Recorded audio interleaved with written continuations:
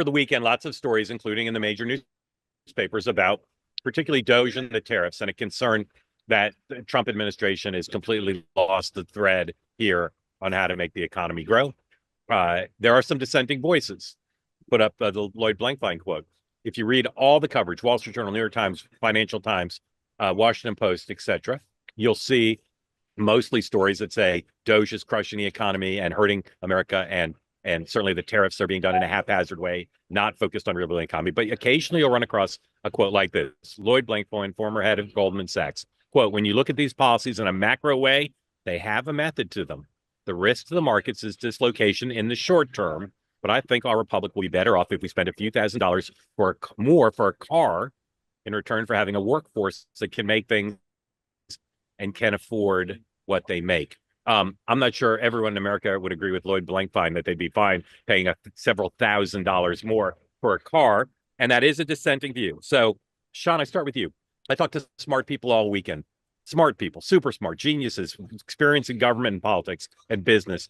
Some who said this thing's right on track. They agreed with Lloyd Blankfein. And some who say this is the most chaotic, shambolic, crazy start to an administration. If they want to talk about tax cuts and energy and regulation reform, great. But leading with tariffs, going aggressively at tariffs over things like border and fentanyl is pure nutso. How can it be that smart people have such polar opposite views about what's happening? Oh, that's easy. I think that there's too many people that are sucked into the establishment, that they think that, Republican or Democrats stay within the confines of a certain road. I've said this before, and I'll repeat it just for newbies. But Trump has used these 4 years out of office and his team, America First Policy, Heritage, whatever, to think about what will we do to make the country better, to manufacture more and all this, if we have the chance, and how would we do it? This is not a tinker around the edges kind of administration. These guys mean it when they say they want fundamental change, and they're going to make it. And that's the problem. Too many folks in each, I see this every day around the Washington area, whether you're talking about defense policy, health policy, or tariffs, they all think that somehow it's not going to happen. He can't possibly mean this. This won't. And they are so fundamentally wrong about how this president is approaching things. So the answer is that too many people have their head stuck in the establishment and don't think outside the box like this administration is about to. Dan, is this just a matter, as Sean suggests, of establishment versus anti-establishment? I think it's whether or not you see this historic change is going to work. I mean, to some extent, what Sean is saying, Trump is going big across the board, and he is continuing to flood the zone with really historic change. And, we've said it on the show, like if it works, Trump is going to be potentially on Mount Rushmore.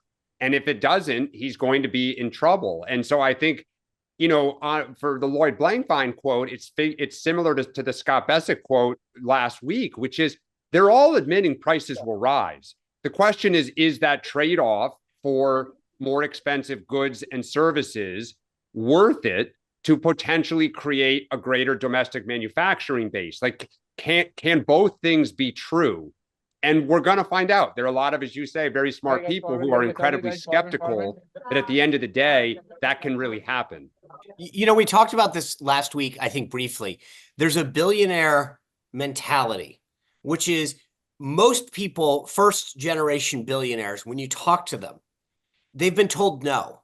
You can't do that. That will never work. It has never been tried that way. And they have found success because they were willing to color outside the lines, break the mold.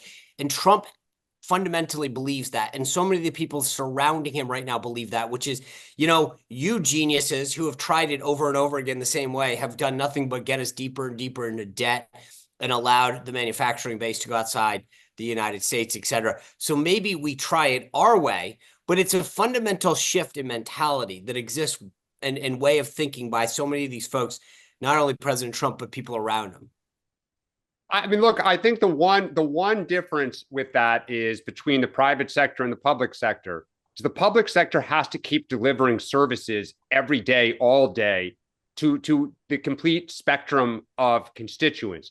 The private sector, when you're starting up a company or you try to have radical change, you can afford to kind of, mess up a little bit, have customers that are upset, lose some customers kind of in your effort to shift. That is just not what the federal government does. Although, but to your point, Sean, that is where they're going. And the question is like, can you do it? But also remember, it's the mentality, yep. right? So I get what you're saying and you're right. But part of this is also there's a mentality that says, we're not going to keep doing the same thing over and over again. Yep. And also just fundamentally, we deserve better, right? And it's funny how many clips I saw over the weekend of Obama talking about putting Biden in charge and how many stupid federal programs we have and how many buildings that need to get sold off. This has been tried before, right? Yeah. It's just never succeeded. And I think Trump is approaching this with a much more private sector mentality than has ever been used before. All I'll say, and then I want to move to a related topic, is two things can be true at once. It can be that Trump is very smart, and as Dan suggested, maybe historic, to try new things and to not say, I'm not going to try new risky things because the old ways aren't working and America's in a long-term decline economically, and people should feel their kids can do better than they did, or at least as well. That can be true, but it can also be true that what they're doing specifically with tariffs and maybe Doge, but certainly tariffs, could be ridiculously stupid. Both those things could be true.